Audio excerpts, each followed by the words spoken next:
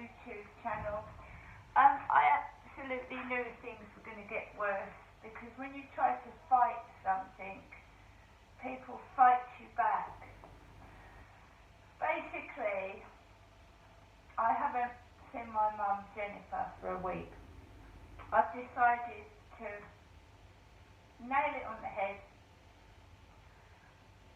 My mum is an eccentric person, and my mum just sits there and keeps going on about my dad. My dad was this, my dad was that. She knows what my dad did to me. She knows. I told her. When I was 34, I told her what my dad had done to me. She didn't go to the police. She accepted it, and basically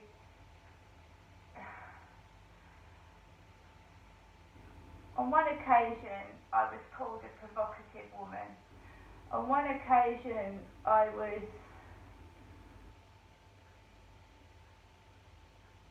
called dirty, and a victim of sexual abuse is not dirty. The perpetrator is dirty. And I was sexually abused from the age of, at least I can remember, 10 years old. 10. So how can I be a provocative woman at 10, dirty at 10 years old? I've had discussions with my mum, but I think she's too old to understand now. She's in her 70s. And she's got problems of her own. She's got arthritis. She's all about herself. What's wrong with her? I didn't have a very good childhood. It was terrible. It was awful. I dragged myself up. I couldn't tell my mum what my dad was doing to me. I was threatened. So I went to school, and I was a quiet child. I got bullied at school, taken the piss out of. So I was being sexually abused in my home. I went to school and I was being physically, emotionally abused at school by other children. I wasn't allowed to have boyfriends as a child because my dad would not let me. When I came down here in 2008, we had fights because when I left my husband, I was single again. I found myself trapped in Chatham when I wanted to really be in Gloucestershire with my children. So I started looking around for male company, and my dad got cross. He went, "What do you want to go looking for other men for? You're with me." I said, "You're my dad." "You're my dad? Dad?" And again I called the police and told the police that my dad was interfering in my dating sites, and they did nothing. The police have been at fault all the way along. They've done absolutely nothing. I wouldn't have had all my teeth broken because they had acted on the domestic violence. If they'd have arrested my dad when I first came down and dealt with him, he wouldn't have been able to assault me. But the police that came out to Victoria Road just came out, "What do you want us to do then?" I went, "Please attack me. There's no marks on you." "I'll tell you what, love, if he marks you, we'll arrest him." And a couple of months later, my dad attacked me again. He put his nail into my face, his fingernail into my face. Copper comes out, "What do you want us to do?" The police have been at fault all the way along. They've absolutely let my father do anything he liked to me since a little girl. Because I remember the police coming out several times to domestic disputes between my mum and dad, and they used to come out and do nothing. And I used to witness my mum and dad fighting with each other and hitting each other, and the police would come out and do nothing. And I was a kid caught in the middle, and they don't believe what a kid says anyway, and that's it. So the police have been at fault all the way along. I've only been able to tell the complete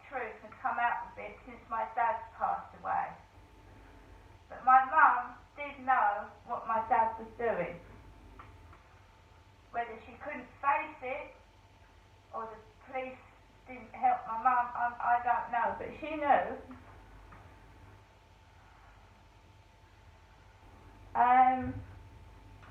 Last night, watching the telly,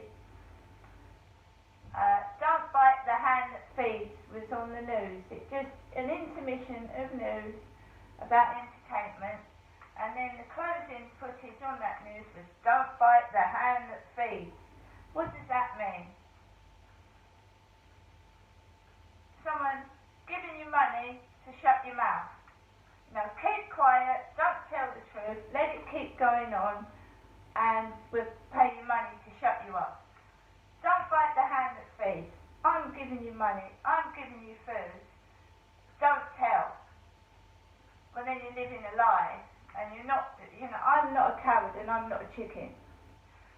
And I never have been and never will be. I was a kid that was scared every day I went to school. And I don't care if nobody likes me. I don't care if I'm an outcast. I don't care if I struggle to feed my face. I am not being abused anymore. You don't go up to somebody that allows you to get abused by the devil, men, whatever. Dirty gardeners, dirty builders, taxi drivers. I'm an adult, I'm a woman, and I don't want to be abused anymore. Is that okay? And I'm not lying. I have said that I will go to court and I will swear on the Bible that what I'm saying is true. They're the chickens, they're the ones that are afraid. They're the ones that are trying to make out I'm mad to cover up satanic worship, because when you call somebody the devil, is that not Satan? Brought up in in Satanism.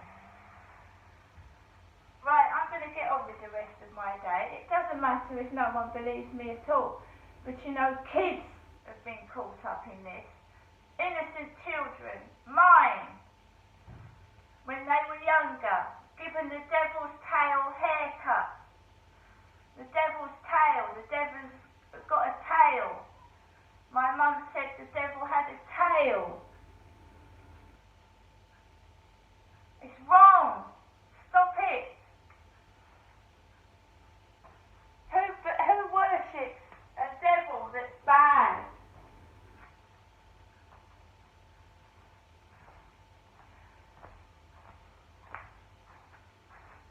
You carry on saying I'm mad. You carry on. You took all my children away from me. You harm my pets, and you